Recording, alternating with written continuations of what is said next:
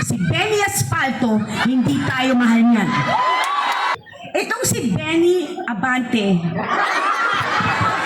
napakarami niyang ina-aspaltong kaling sementado na. Sinong loko-lokong gusto ng asfaltadong kali samantalang sementado na? Anong dahilan na asfaltuin mo yung kali? Kung mahal mo yung mga taong naninirahan, kayo ba gusto nyo ang kali nyo asfalto or semento? Yan ang katakawan ni Benny Abante.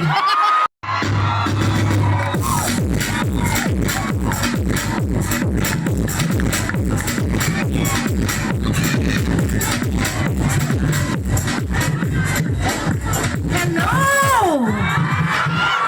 Kamusta na kayo? Siyempre may pa-meeting dito si Yorme. Sabi ko, Biata, marami akong kaibigan dyan. Napaka-importante ang pandakan sa lugar natin. Alam mo, Mayor, simula nung nagawa yung mga tulay, naiba yung anyo ng aming magandang lugar ng pandakan, na napunta kami sa dilim. Kasi yung mga overhead ng mga tulay, di ba? Apaka-traffic na ngayon. So parang dati, simple ang buhay natin. Ngayon para tayong laging naghahabulan dito sa traffic, sa pupuntahan natin. Nasa stress kami dito sa pandakan. So sabi ko, nung naisip ko, bakit ba ako mag-iisko? Eh dapat bilang babae, suportahan ko yung nakaupong mayora doon, di ba? Kasi alam ko na pag babae ang naglingkod, leader, yan ay puso ng isang ina na nagmamahal sa kanyang pamilya. Pero hindi ko po nakitaan ng ganyang paglilingkod yung ating nakaupo doon. Kaya sabi ko, alam niyo naman, di ba, mayroong tag-organisasyon ng mga kababaihan, ang mga ina ng bayan. Kaya lang nga, Mayor, yung aming mga kamiyembro, hindi na po ina ng bayan, mga lola na kami ng bayan. So, kailangan natin ng energy at saka yung sistema ng paglilingkod na mula sa puso.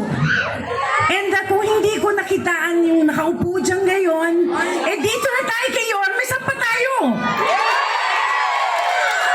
Alam niyo po, sa tagal ng panahon na naging politiko din ako, naging lingkod din nyo, hindi kami nagsama ni Mayor sa parehong partido kasi nagkataon, nandun ako sa grupo ni Mayor Lim o nandun ako sa grupo ni Mayor Erap, nandun siya sa kabila. Pero hindi naman dahilan yan para hindi ko siya makitaan ng kanyang maningning na paglilingkod.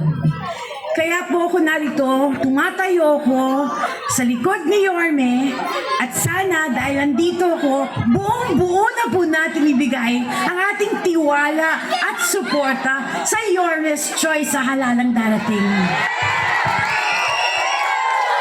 Siya po ay taga-Tondo. Sa pinakamahirap na lugar ng Tondo na hindi nyo lubos maakala kung paano ba ang buhay ng talagang isang mahirap sa daga. Naikot ko po yan bilang 2 beses ako naging deputy mayor ng Maynila sa panahon ni Mayor Lim at saka ni Mayor Erap. Napuntahan ko po yung mga lugar na yun. Napakahirap. Pero itong batang Maynila na ito, itong batang Tondo na ito na si Yorme Isko, nangarap siya. Naniwala siya na pwede tayo magdulot ng magagandang proyekto para ikaunlad ang buhay ng mga taga-Maynila. Nakapag-isip siya na magtayo ng kondotel. Nakapag-isip siya na maglagay ng aircon sa eskwelahan.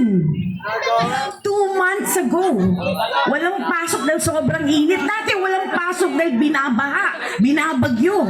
Eh ngayon sa sobrang init, itong taga-Tondo na batang Maynila, doon naisip niya nung bata siya, sigurong init dito. Sana may eskwelahan na may aircon. Ginawa niya yun. Whether kayang bayaran ng Maynila ang Meralco, isa pang usapan niyo, pero nangarap siya, ginawa niya ng paraan, ginusto niya, at ibinigay niya sa mga taga-Maynila. Yan ang nakitaan kong gustong-gusto ko sa mayor natin na ito. So, hindi na ako magpapakahaba. Itong gabi na ito ay para sa inyo, para makilala nyo ang mga kandidatong hangad maglingkod sa inyo. ang mga kandidatong mangunguna sa mga programang ikaunlad ng ating lungsod na magbabalik ng kagandahan, kaayusan, katahimikan at liwanag sa ating kapaligiran. Ito po ang daladala ng Your Miss Choice. Isko Moreno, Chia Chenza, Joey Uy, at yung kanyang mga konsyal na narito. Isa pa, alam niyo, Mayor, kagabi, tinawagan ako ng pamangkin ko. Sabi niya, Tita Sandy, ina-asfalto yung harap ng kalye natin, yung kalye natin sa Lamayan. Sabi ko, bakit na-asfalto yung sementadong kalye? Sementadong kalye, napakakinis, napakaputi. Tapos inaspalto. Itong si Benny Abante. Napakarami niyang inaaspaltong kaling sementado na. Sinong loko-loko gusto ng asfaltadong kali samantalang sementado na? Anong dahilan na asfaltuin mo yung kali? Kung mahal mo yung mga taong naninirahan yun, kayo ba gusto niyo ang kali niyo asfalto or semento? Yan ang katakawan ni Benny Albante. Sana kayunin niya ng daliri niya yung asfalto, imbak niya dun sa tori niya para maramdaman niya ang init ng impyerno na asfalto. Kaya, sa pagpunta niyo ng eskwelahan para bumoto, tandaan niyo, si Benny Asfalto, hindi tayo mahal niyan. Okay ba? Nagkakaintindihan tayo? Ako, good ako sa inyo, di ba? Anyway, kayo na ang magsasabi. Dadalawa lang naman sila eh. Di ba? Good chance. So, meron pa akong papakiusap, Mayor.